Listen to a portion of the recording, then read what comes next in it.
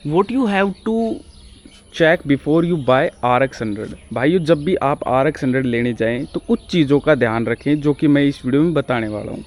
पहले बात करते हैं दोस्तों इसके प्राइस की। तो दोस्तों एक बात मैं आपको बता दूं, अगर ये बाइक पेपर्स के साथ है और वैलिड है फ्यूचर के लिए, तो इस बाइक की कीमत होनी चाहिए कम से कम आपकी 1 लाख के समथिंग, मतलब 90 या 1 लाख के समथिंग वो आपको देगा। उससे सस्ती मिल रही है तो और बढ़िया है। बाकी मेरा जो प्रोस्पेक्टिव है, जहाँ तक मेरे को पता है, इस बाइक की ये कीमत है। और दूसरी, अगर ये वैलिड नहीं है, पेपर्स हैं इसके, तो फिर इसकी कीमत होएगी आपकी इधर 60-65। बाकी डिपेंड करता है सामने वाला बंदा आपसे कितना चार्ज करता है कितना नहीं, पर बाकी 60-70 होनी चाहिए। और अगर इसके पेपर्स नहीं है, अच्छी कंडीशन में कुछ जैसे हमारे पास है ये सामने, तो उसकी कीमत होनी चाहिए 45 से 50 हज़ार रुपये के बीच में। बाकी आपको सस्ती भी मिल सकती है और ज़्यादा महंगी भी मिल सकती है, पर एक आइडिया आपको दिया है लमसम का। अगली दोस्तों मैं एक चीज़ की बात कर दूं, जब भी पेपर्स वाली गाड़ी लें तो उसमें ये चीज़ चेक कर लें कि भाई इसमें कोई चालान वालान तो नहीं है और प्रॉपरली ट्रांसफ़र है या नहीं, आगे मतलब बढ़ जाएगी या नहीं, ठीक है, तब तो उसमें पैसे ज़्यादा देने आपके बनते हैं।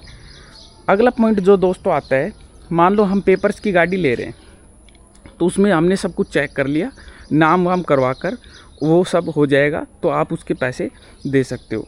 दूसरा पॉइंट क्या है कि मतलब पेपर्स तो हैं पर एक्सपायर है, वैलिड नहीं है, तो उस पॉइंट में गाड़ी में हम क्या चेक करें? पेपर्स का तो हो गया, गाड़ी में हम क्या चेक करें? तो गाड़ी में सबसे पहले आपको अलाइनमेंट देखना है गाड़ी का। वो चलाओगे तब पता चल जाएगा आपको। 2 लोगों को बैठना है, एक आगे एक पीछे, क्योंकि पीछे वाला को भी अलाइनमेंट का पता होना चाहिए। वो बैठता है जब वो देख लेता है। कुछ गाड़ी को ऐसे सीधा करके देखें, उसमें पता चल जाएगा आपको टेढ़ी वेढ़ी तो नहीं है कहीं से। थोड़ा लीन करके देखें, लीन के टाइम पे गाड़ी एक साइड भागनी नहीं चाहिए। थोड़ा हाथ छोड़ के चलाने की कोशिश करें हैंडल को, अगर कोई एक्सपर्ट है तो। बाकी हर कोई को मैं राय नहीं दूंगा कि कहीं हैंडल टेढ़ा वेढ़ा तो नहीं भग रहा है। दूसरी, गाड़ी की ओरिजिनलिटी चेक करें। देखो कई बार क्या होता है, गाड़ी पुरानी होती है पर पार्ट्स सारे ओरिजिनल होते हैं, तो उस वर्थ में वहाँ पर उसकी प्राइस थोड़ी बढ़ जाती है, क्योंकि ओरिजिनल पार्ट्स होते हैं उनके जंग वंग नहीं लगता, उनकी शाइनिंग हमेशा बरकरार रहती है। और डुप्लीकेट जो होते हैं उनमें थोड़े दिन बाद इस तरीके की रस्टिंग वगैरह देखने को मिल जाती है, हल्की हल्की, जो कि यहाँ पर अपने को देखने को मिलेगी, यहाँ देख सकते हो। बाकी ज़्यादातर इसके डुप्लीकेट ही पार्ट आते हैं, ओरिजिनल कोई आते नहीं है। बस कोई बाइक के साथ के रह रहे हैं, वो ही हम उनको ओरिजिनल में उनकी काउंटिंग करेंगे। सबसे पहले आ गया अलाइनमेंट। अगली दोस्तों, इंजन की तरफ एक बार ज़रूर देख ले। यहाँ से कोई किट किट की आवाज़ नहीं आनी चाहिए। किट किट की अगर आवाज़ आ रही है तो समझ जाएं कि भाई बाइक में कुछ खर्चा है, पिस्टन वगैरह का और बैरिंग वगैरह का।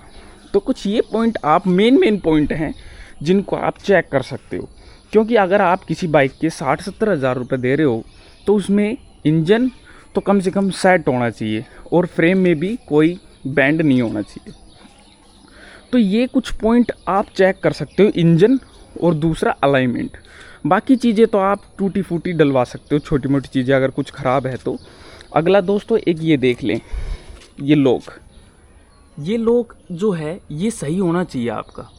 अगर ये लॉक में अगर लॉक फंसा हुआ है, चाबी नहीं है तो भी चलेगा, पर ये लॉक बिल्कुल है ही नहीं, तो उसमें क्या होता है, ये दोबारा ये लॉक ना तो मिलता और ना ये बन सकता। ये फ्रेम की चेचिस में ही लगा हुआ आता है।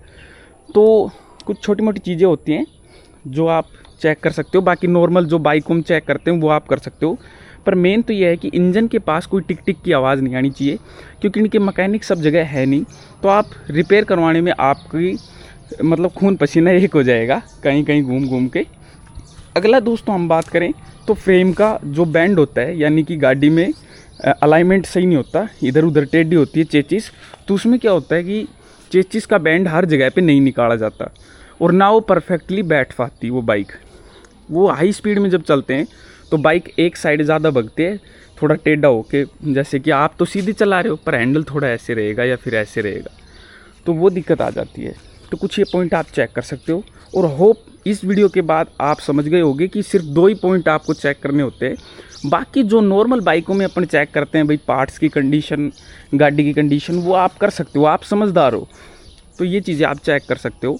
एक आप गियर लगा के भी चेक कर सकते हो कि भाई कहीं गियर तो फंस नहीं रहे हैं, क्योंकि गियर फंस रहे हैं तो उसमें भी दिक्कत होती है। तो दोस्तों ये कुछ पॉइंट आप चेक कर सकते हो। होप आपको वीडियो अच्छी लगी होगी। वीडियो अच्छी लगी हो तो एक लाइक करें, चैनल को सब्सक्राइब करें ऐसी RX 100 की नॉलेजेबल वीडियो देखने के लिए। थैंक यू दोस्तों।